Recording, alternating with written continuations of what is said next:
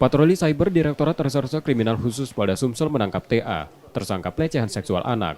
Polisi menemukan drive dari email milik tersangka, berisi video dan foto korban. Tak kurang dari 17 video dan 4 foto yang disimpan tersangka dengan korban berbeda, berusia 5-10 tahun.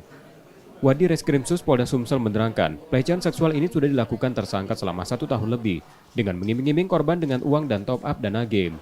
Beberapa orang korban merupakan keluarga dan orang terdekat tersangka. Tersangka ini bisa membuat konten-konten porno, video, foto, dan sebagainya. Jadi terhadap korban ini diiming-imingi uang dan top up game.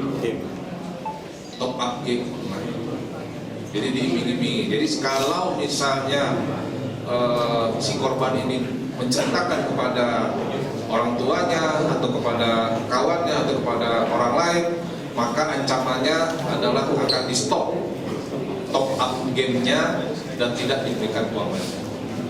Untuk proses hukumnya tersangka ditahan di Polda Sumsel dan terancam pasal berlapis dengan ancaman hukuman 15 tahun penjara. Resi Oktora, Muklas Diferensial, Kompas TV, Palembang, Sumatera Selatan.